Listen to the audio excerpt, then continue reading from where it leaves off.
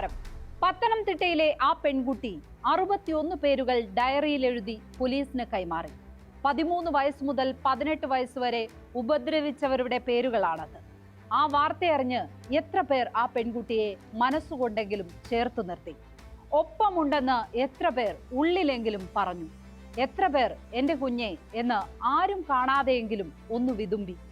അതിനൊന്നും കഴിയുന്നില്ലെങ്കിൽ ഒരു സമൂഹം എന്ന നിലയിൽ നെഞ്ചു കാരിരുമ്പായി പോയവരുടെ കൂട്ടമാണ് നാം എന്ന് സമ്മതിക്കേണ്ടി വരും.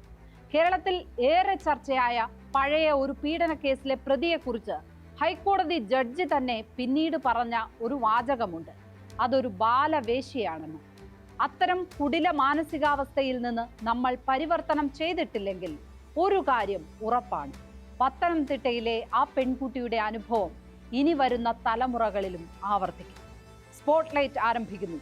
ആ കുട്ടിയുടെ ഒപ്പമാണെന്ന് ഈ നാടെന്താണ് ഇനിയും വിളിച്ചു പറയാത്തത്? വാളയാറിലെ മാതാപിതാക്കളെ CBI പ്രതിപട്ടികയിൽ ചേർത്തതിന് പിന്നാലെയാണ് പത്തനംതിട്ടയിൽ നിന്ന് ഈ വാർത്ത വരുന്നത്. കായിക താരമായ പെൺകുട്ടി, മുതിർന്ന വിദ്യാർത്ഥികൾ മുതൽ കായിക പരിശീലകർ വരെ പ്രതിപട്ടികയിൽ. ഇരയുടെ പിതാവിന്റെ 3 സുഹൃത്തുക്കളുമുണ്ട് ആ പട്ടികയിൽ. ഇത്രയും കേൾക്കുമ്പോഴേക്കും നാട് വിധിയെഴുതും. കാർന്നോന്മാർ അറിഞ്ഞു ചെയ്തതാണ്, അനുഭവിക്കട്ടെ എന്ന്. അതെ സാർ, അരികുവൽക്കരിക്കപ്പെട്ടവരുടെയും ദുർബലരുടെയും വീട്ടുവാതിലുകൾക്ക് ഇത്രയേ ഉറപ്പുള്ളൂ: ഒരു കാറ്റ് വന്നടിച്ചാൽ അത് താനേ തുറക്കും. പിന്നെ ഏതു പീഡകരും കടന്നു ചെല്ലാം. ശബ്ദമുയർത്തി പ്രതിഷേധിച്ചാൽ പോലും ഒരാളും തിരിഞ്ഞു നോക്കാത്ത ആഴങ്ങളിൽ വീണുപോയ ജനതയാണ്.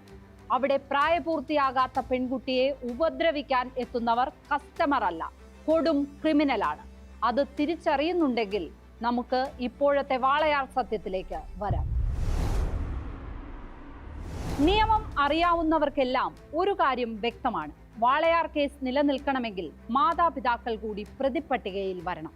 പീഡന വിവരം മുമ്പ് അറിഞ്ഞിട്ടുള്ളത് അവർ മാത്രമാണ്. രണ്ടാമത് ജീവനൊടുക്കിയ കുട്ടി എല്ലാ വിവരവും മാതാവിനോട് പറഞ്ഞിരുന്നതാണ്. ആ കേസിൽ തെളിവിന്റെ ബലമാകേണ്ടതും മാതാവിന്റെ മൊഴിയാണ്. അത്രയ്ക്ക് ദുർബലരായതിനാലാണ് അവർക്ക് നേരത്തെ പ്രതികരിക്കാനോ പരാതിപ്പെടാനോ കഴിയാതെ പോയത്. വൾനറബിൾ സൊസൈറ്റി എന്നത് മായാലോകമല്ല, നമ്മുടെ നാട്ടിലെ യാഥാർത്ഥ്യമാണ്. ഗതികെട്ടവർ എന്ന് മലയാളത്തിൽ പറയുന്നതും അതിന് തന്നെയാണ്. പക്ഷേ ഈ വിവരം നേരത്തെ അറിഞ്ഞവർ എന്ന നിലയിൽ പോലീസിന് പരാതി നൽകാത്ത അവർ ഇരുവരും പ്രതിപട്ടികയിൽ തന്നെ വരേണ്ടവരാണ്. അവരെ മാപ്പുസാക്ഷിയാക്കണോ വിട്ടയക്കണോ എന്ന് തീരുമാനിക്കേണ്ടത് കേസ് പരിഗണിക്കുന്ന കോടതിയാണ്. ഇതിനു മുമ്പുള്ള അന്വേഷണ സംഘങ്ങൾ കുട്ടിയുടെ അമ്മയെയെങ്കിലും പ്രതിപട്ടികയിൽ ചേർത്തിരുന്നെങ്കിൽ ഈ കേസിന്റെ ഇതുവരെയുള്ള വിചാരണയും വിധിയും മറ്റൊന്നാകുമായിരുന്നു. അവർ ഈ കേസിൽ മാപ്പുസാക്ഷിയാകേണ്ടവരാണെന്ന് ഏത് കോടതിയും വിധിക്കാനാണ് കൂടുതൽ സാധ്യത. ദരിദ്ര വിഭാഗത്തിൽ മാത്രമല്ല, സമ്പന്നർക്കിടയിലും ദൗർബല്യങ്ങളുണ്ട്. കോവിഡ് ക്വാറന്റൈനിൽ ഗൾഫിൽ നിന്നെത്തിയ പിതാവ് പീഡിപ്പിച്ചത് സ്വന്തം മകളെയാണ്. ആ കേസിൽ പിതാവിനെ 15 വർഷത്തെ തടവിന് ശിക്ഷിച്ചതും പോയ വാരമാണ്. അറിഞ്ഞിട്ടും കേസ് കൊടുക്കാത്തതിന് വാളയാറിലെ മാതാപിതാക്കളെ കുറ്റപ്പെടുത്തുന്നവർ ഈ പിതാവിനെ എന്തു ചെയ്യണം എന്നാണ് പറയുന്നത്. പത്തനംതിട്ടയിലെ പെൺകുട്ടിയെ ഇരകളുടെ പാരാവാരത്തിലേക്ക് തള്ളിവിടുകയാണ് ആദ്യം ചെയ്തത്. പ്രണയം നടിച്ച ആദ്യത്തെ പീഡകൻ പീഡിപ്പിച്ച് ദൃശ്യം പകർത്തി പ്രചരിപ്പിച്ചു. ഏറ്റവും ദുർബലമായ ഒരു ഇര അതോടെ സൃഷ്ടിക്കപ്പെട്ടു. തിരിച്ചറിവ് വരാത്ത 13-ാം വയസ്സിൽ പീഡകരുടെ വലിയൊരു സംഘത്തിന് വഴിപ്പെടേണ്ടി വന്നു. ഒരിക്കൽ പെട്ടുപോയാൽ പിന്നെ കരകയറാൻ സമ്മതിക്കാതെ പീഡകർ ആ കുഴിക്ക് ചുറ്റും നടക്കും. ആർത്തലയ്ക്കുകയല്ലാതെ ആ പെൺകുട്ടി മറ്റെന്തു ചെയ്യാനാണ്?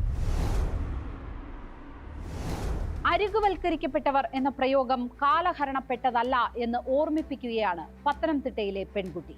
ദളിതാണ്, 13-ാം വയസ്സിൽ ആരംഭിച്ചതാണ് പീഡനം. മറ്റൊരു പോക്സോ കേസിൽ ജയിലിലായ ആളുമുണ്ട് പീഡകരുടെ കൂടെ.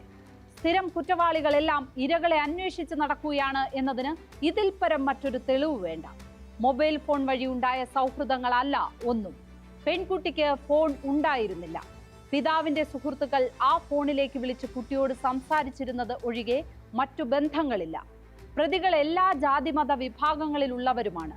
ഷംനാദ്, അഫ്സൽ, ആഷിഖ്, നിധിൻ, പ്രസാദ്, അഭിനവ്, ബിനു കെ ജോസഫ്, കാർത്തിക്, സുധീഷ്, നിഷാദ്, അരവിന്ദ്, അനന്തു, വിഷ്ണു എന്നിങ്ങനെ പോകുന്നു അറസ്റ്റിലായവരുടെ പട്ടിക. ഈ കേസ് സമൂഹത്തെ പഠിപ്പിക്കുന്നത് ഒറ്റ കാര്യമാണ്: നമ്മുടെ വിദ്യാഭ്യാസ സംവിധാനം ഉയർന്ന വ്യക്തി വൈശിഷ്ട്യം സൃഷ്ടിക്കുന്നില്ല. ഇരകളെ അന്വേഷിച്ച് നടക്കുന്ന പീഡകരെയാണ് ഇവിടെ കൂടുതലും നിർമ്മിക്കുന്നത്.